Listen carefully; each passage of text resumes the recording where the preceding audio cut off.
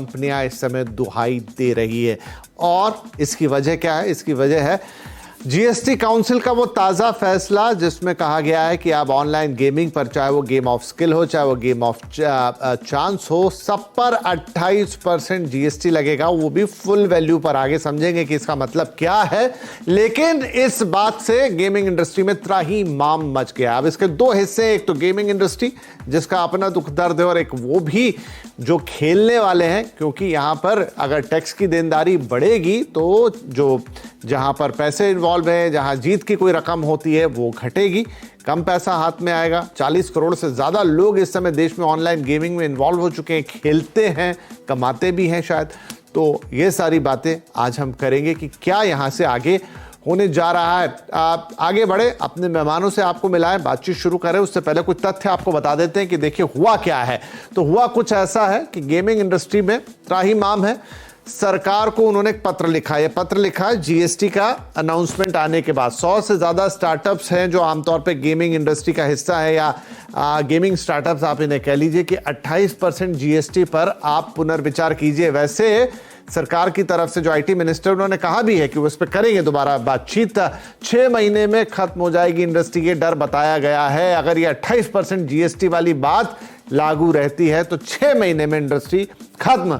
1000% बढ़ जाएगी टैक्स की देनदारी। ये कंपनियां क्लेम कर रही हैं कि ऐसा, ये अगर आपने 28% जीएसटी वाला रूल लागू कर दिया तो बड़े पैमाने पर नौकरियां खत्म होंगी, और तमाम तरह की दुहाइयां यहां पर दी जा रही है। कंपटीशन घटेगा, इनोवेशन रुकेगा, और एक बाकायदा पत्र लिखा गया है, मिलकर डेथ बाय सेवरल कट, ऐसा कुछ उसका शीर्षक भी था।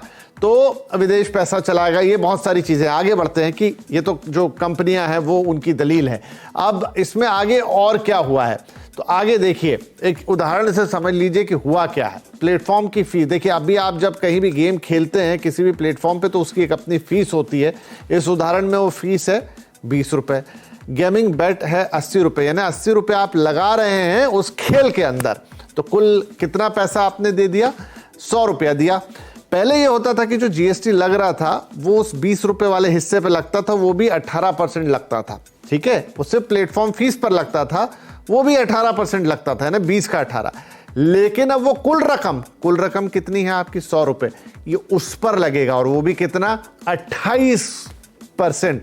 तो समझ लीजिए कि यहां पर पहले कितनी कटौती। तो देखिए, पहले जो जीएसटी आता था उस कैलकुलेशन से 3 रुपए 60 पैसे, लेकिन अब ये सीधा सीधा हो जाएगा इस उदाहरण के अंदर 28 रुपए। तो कितना बड़ा अंतर हो गया। अब इसमें कंपनियां भी नाखुश, शायद खेलने वाला भी नाखुश, क्योंकि जो वो जीतेगा उस पर इनकम टैक्स तो जो कटेगा। पहले इतना जीएसटी कट गया, तो एक अनुमान के मुताबिक कुल जीती हुई रकम पे 66% से ज्यादा का इंपैक्ट आ जाएगा पहले के मुकाबले। और इंडस्ट्री को लग रहा है कि अगर भाई ऐसा हो गया तो हमारा तो गेम ओवर है। तो चलिए अब इसी पर बातचीत करेंगे आज कि क्या सच में ये गेम ओवर है? इतना त्राहीमाम है तो सच में क्या इसके पीछे इतने कारण हैं? खेलने वालों के लिए भी क्या एक बहुत बड़ा झटका है? ये सारी बातचीत आज हम करने जा रहे हैं। हमारे साथ कार्यक्रम में है सुपर 4 के को फाउंडर ऋषभ गुप्ता, रस्तोगी चैंबर्स के फाउंडर अभिषेक रस्तोगी, और द मोबाइल इंडियन के एडिटर संदीप बुत्की। आप तीनों का बहुत बहुत स्वागत है। अब चूंकि सीधे गेमिंग इंडस्ट्री को रिप्रेजेंट कर रहे हैं ऋषभ, तो पहला सवाल आपसे ही कि आपकी पूरी फेडरेशन या जो तमाम कंपनियां, उन्होंने लेटर लिखा है, सरकार से थोड़ा आश्वासन आया भी है, लेकिन क्या सच में 28% जीएसटी आपकी इंडस्ट्री को खत्म कर देगा? बिल्कुल बिल्कुल। 28% जीएसटी अगर ये इम्पोज हो गया तो ये इंडस्ट्री विल बी किल्ड। यहाँ पर कोई खेलने वाला बचेगा नहीं, क्योंकि जो यूजर है आज वो 100 रुपए लगाता था, तो उसको पता था कि वो 80 रुपए का पूल बना के उसमें से प्राइस डिस्ट्रीब्यूट होगा। आज एक यूजर अगर 100 रुपए लगाएगा, पहले उसमें से सीधा अगर वो 28% जीएसटी दे देगा, तो उसके बाद बचेगा खेलने के लिए सिर्फ कितना? 72 रुपीज या 78। अगर हम सेल्स एंड गुड्स से एक्सीपी देखें, उस 78 में से कंपनी वाले अपना रेवेन्यू बनाने के लिए, कंपनी चलाने के लिए कम भी कर लेंगे, तब भी 15-20% का उनको प्लेटफॉर्म फी चाहिए। उसके बाद यूजर के पास हाथ में क्या रह जाएगा? एक हमें पूल बनाने के लिए 54 रुपीज, और उसमें से जो यूजर जीतेगा उसमें से सर वो दे देगा 30% टीडीएस। सो जितना वो लगा रहा है उतना भी उसको वापस मिलना बहुत मुश्किल हो जाएगा। जितने इन्वेस्टर्स हैं, जितनी फॉरेन फंडिंग है, ये सारी बंद हो जाएंगी। क्योंकि कंपनियों के लिए ब्रेक इवन पे आना भी बहुत मुश्किल हो जाएगा। जितनी छोटी छोटी इंडस्ट्रीज हैं जो अभी 2 साल पहले शुरू हुई हैं, इतना हार्ड एंड मनी सब लोगों का लगा हुआ है, ये तो गवर्नमेंट ने सीधा सीधा एक एक्सटॉर्शन कर दिया कि आप सीधा 28% जीएसटी दो, और वो भी फेस वैल्यू पे। और फेस वैल्यू पे अगर ये बात की पहले जैसे बजट आया था अभी लास्ट, उसके अंदर उन्होंने चेंज किया था कि 10,000 वाली चीज खत्म कर दी थी, नेट विनिंग्स का नया प्रोसीजर आ गया था, वो सारी चीजें इंडस्ट्रीज ने फिर भी संभाल ली। बट ये अगर 28% आ गया और यूजर ही ने खेलना बंद कर दिया तो सर ये 6 महीने के अंदर ये पूरी इंडस्ट्री खत्म है। ठीक है। और इससे इतनी डायरेक्ट और इनडायरेक्ट एम्प्लॉयमेंट पे फर्क पड़ेगा। इतनी बड़ी बड़ी इंडस्ट्रीज बन चुकी है, कितने लोगों की एम्प्लॉयमेंट है, वो सारी एम्प्लॉयमेंट चली जाएगी लोगों की 6 महीने के अंदर। ठीक है। चलिए, डर वाकई में कितना बड़ा, इस पे आगे बात करते हैं। अभिषेक, मुझे क्यों इसमें ऐसा रिजेम्बलेंस लग रहा है कि जो चीज बिटकॉइन के साथ हुई, सरकार चाहती थी कि बिटकॉइन में लोग ना फंसें क्योंकि वहां पर बहुत ज़्यादा रिस्क है, उसी तरह मुझे लगता है कि सरकार यहाँ भी चाहती है कि अब आप ये गेम ऑफ स्किल बोलें, गेम ऑफ चांस बोल लें, लेकिन ये एक तरीके का जुआ और सट्टा है, और इसीलिए उन्होंने उठा के सीधे उसी कैटेगरी में, हॉर्स राइडिंग कह लीजिए, कैसीनो कह लीजिए, उसी कैटेगरी में इसको डाल दिया है। और अब वो ये तो नहीं कह रहे कि चलिए हम इसको बंद कर देते हैं, लेकिन ऑलमोस्ट उस जगह पर पहुंचा दिया जहां पर अब आपके हाथ ज़्यादा कुछ आना नहीं। तो अब इस चीज को कैसे देखेंगे आप? टैक्सेशन के पॉइंट ऑफ व्यू से तो खराब हो गया, लेकिन इसके पीछे की मंशा शायद अच्छी भी हो। देखिए, टेक्निकली एंड लीगली मैं आपको पहले कुछ बातें समझाना चाहता हूं। 28% on the face value government impose कर ही नहीं सकती। अगर ऐसा कोई भी चेंज आता है तो वो कॉन्स्टिट्यूशनली इनवैलिड होगा।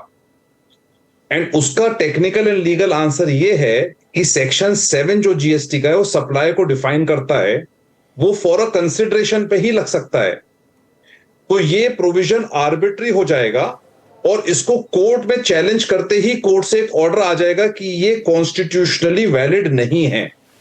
तो 28% रेट को आप चैलेंज नहीं कर सकते, 18 वर्सेस 28 को आप चैलेंज नहीं कर सकते, मगर 28% ऑन फेस वैल्यू को आप 100% चैलेंज कर सकते हो। वो टेक्निकली पॉसिबल नहीं है, पहली चीज। तो गेमिंग इंडस्ट्री नहीं मर सकती, पहली चीज हम ये समझ लें। Gaming industry has to be united together and fight the battle consistently on this arbitrary provision. 28% face value पे नहीं लग सकता, पहली बात आप समझिए।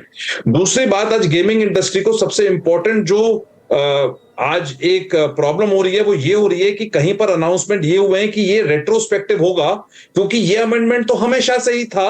ऐसे कुछ ऑफिशियल स्टेटमेंट्स आए हैं, वो ऑफिशियल स्टेटमेंट हमारे हिसाब से टेक्निकली गलत है, क्योंकि अगर आप इनका प्रोविजन देखोगे, अगर आप 28% की एंट्री देखोगे, वो एंट्री बोलती है एक्शनेबल क्लेम, और उस एंट्री में यूज है 3-4 फ्रेजेस बहुत important. Actionable claim in the form of chance to win.